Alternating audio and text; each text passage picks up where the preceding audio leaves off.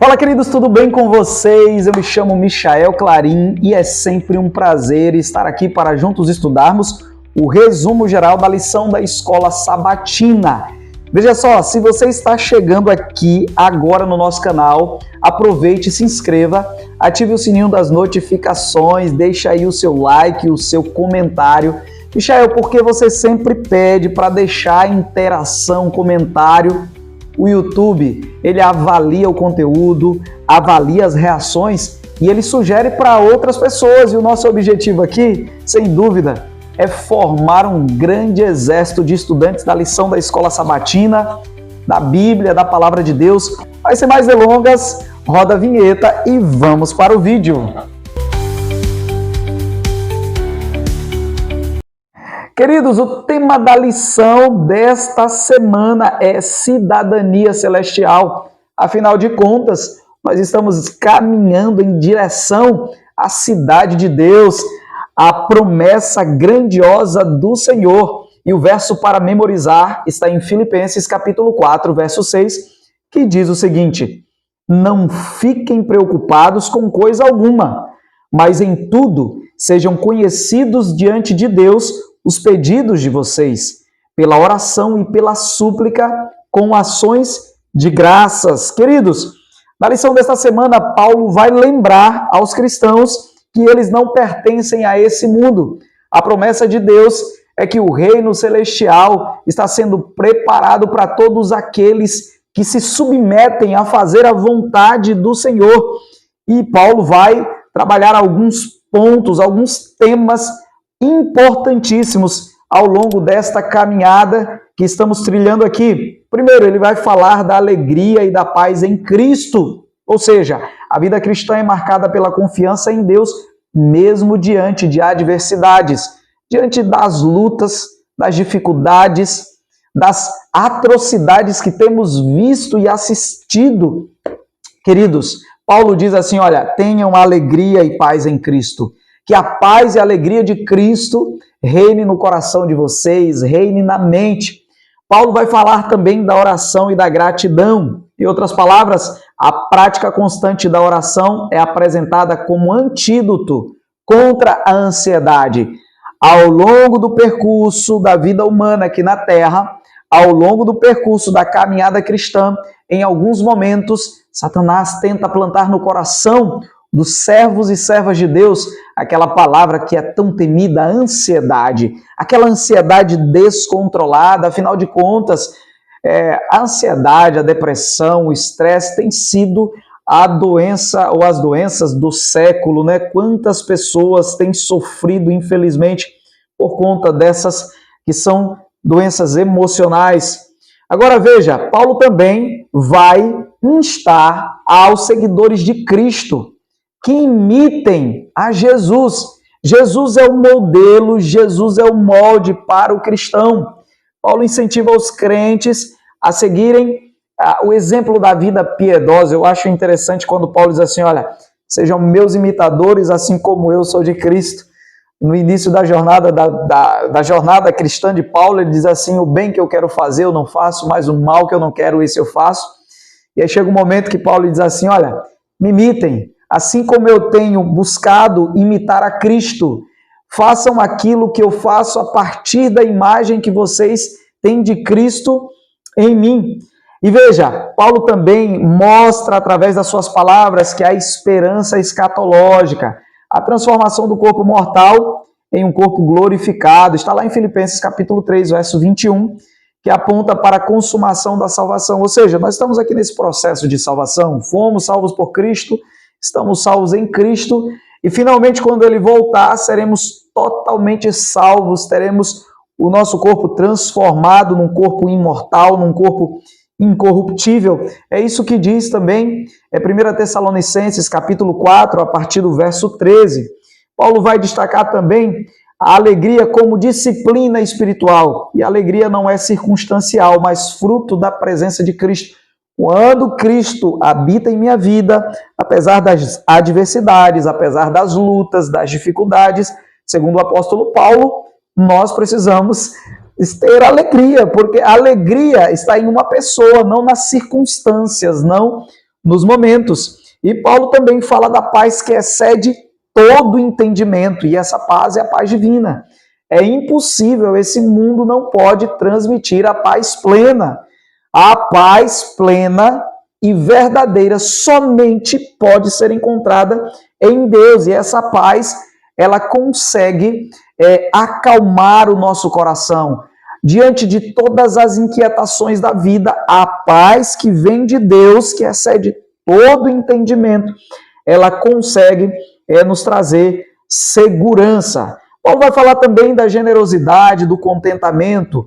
É natural que existam pessoas que são muito generosas para com as outras, e normalmente as pessoas que são mais humildes, elas tendem a ser mais generosas porque elas não são apegadas aos bens materiais. Naturalmente, as pessoas que são muito apegadas aos bens materiais, elas têm muito mais dificuldades de serem generosas. Queridos, eu gosto sempre de falar sobre isso. As riquezas, elas não são uma maldição na vida do ser humano, a não ser que o ser humano se deixe dominar pelas riquezas.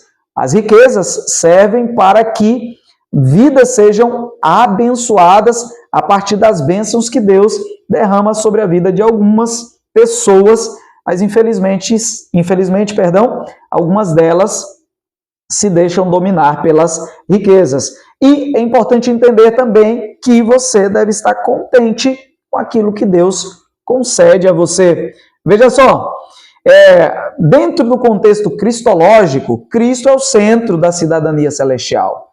Ele é o modelo de vida e a fonte da transformação futura. Em outras palavras, olhando para Cristo, todo servo de Deus, independentemente da condição social que ele esteja, quando ele olha para Cristo, automaticamente ele consegue ter a visão que Cristo teria diante das situações. Ou seja, Cristo é o centro da cidadania celestial.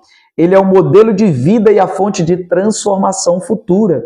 E falando dentro de um contexto eclesiológico, a comunidade cristã é chamada a viver em unidade, refletindo os valores do reino. Ou seja, unidade. Lembra? A estratégia de Satanás é dividir para ganhar território. A estratégia de Cristo é unir a sua igreja para que o exército de Deus possa avançar em direção ao reino celestial. Agora, dentro do contexto da soteriologia, a salvação é tanto presente, que traz a paz e a alegria em Cristo, quanto futura, dentro do contexto de ressurreição e glorificação. Veja, eu fui salvo por Cristo, sou salvo em Cristo e futuramente Cristo me salvará definitivamente, me tirando desse mundo de pecado. Agora, a oração, a gratidão e confiança são meios de experimentarmos a realidade do reino de Deus no cotidiano. Quando eu oro, quando eu sou grato, quando eu confio, eu automaticamente estou dizendo assim, olha, eu já vivo o reino de Deus agora e aqui. Eu gostaria de fazer 5 perguntinhas a você. Primeira pergunta, como a consciência de nossa cidadania celestial molda as nossas escolhas agora e aqui? Como é que você consegue assimilar isso? Eu faço parte da cidadania, eu sou um cidadão do reino dos céus. Como isso tem impactado nas minhas escolhas diárias? De que forma a oração pode substituir a ansiedade na sua vida? De que forma a oração pode substituir aquelas dúvidas, aqueles anseios, aquela agonia que tem perturbado o seu coração? Substitua a ansiedade pela oração em nome de Jesus Cristo, amém? Se você tem andado ansioso, querido, dobre os seus joelhos no chão, coloque a situação nas mãos de Deus e peça a Ele que te ajude a entender que o seu reino não é aqui, que o seu lugar não é aqui. Já diz o apóstolo Paulo em Romanos, capítulo 12, não vos conformeis com este século, mas transformai-vos pela renovação da vossa mente para que experimenteis qual é a boa, agradável e perfeita vontade de Deus. Terceira pergunta, o que significa viver em alegria mesmo em meio às dificuldades? E aí? Lutas, angústias, queridos, a alegria é Cristo, não está nas circunstâncias, está em uma pessoa. Como podemos ser modelos de conduta cristã para outros, como Paulo sugere? Indubitavelmente, seguindo a Cristo. E você? Querido, em que áreas da vida você precisa aprender o contentamento de Cristo? Qual área? Será que é na área financeira? Será que é na área matrimonial, na área familiar? Em qual área? Veja, cultivar a oração constante, a gratidão como práticas espirituais que trazem paz, deve ser um hábito da vida pessoal cristã. Na vida comunitária, nós devemos buscar a unidade e ser exemplo de fé para fortalecer a igreja. Quanto mais nos unimos, mais nos fortalecemos como igreja. E dentro do contexto da vida missionária, nós devemos demonstrar alegria e esperança em Cristo como testemunho ao mundo. Independentemente do que esteja acontecendo, o mundo vai ver Cristo em nós a partir do nosso testemunho. Então, se nós demonstramos alegria e esperança, as pessoas ansiarão seguir esse Cristo que nós seguimos. Elas desejarão. As pessoas têm olhado para você e têm visto em você um modelo de Cristo. Você mesmo sabe disso. É a autoavaliação pessoal. Agora, quando falamos da vida futura, nós devemos viver com os olhos voltados para a promessa de transformação final, mantendo firme a esperança escatológica. Ou seja, estamos caminhando para a salvação. Eu estou caminhando para a salvação. Você está caminhando, meu irmão, minha irmã, meu amigo, minha amiga. Amém? Amém? Você tem caminhado de fato para a salvação? Eu tenho caminhado e desejo ansiosamente me encontrar com meu Cristo. Se Ele voltar e eu estiver com vida, que eu seja transformado, que eu receba um corpo imortal para habitar com Cristo e com aqueles que já descansaram, mas ressuscitarão segundo a palavra do Senhor. Todavia, se eu estiver descansando no pó da terra, Cristo me ressuscitará. Eu creio pela fé. Amém?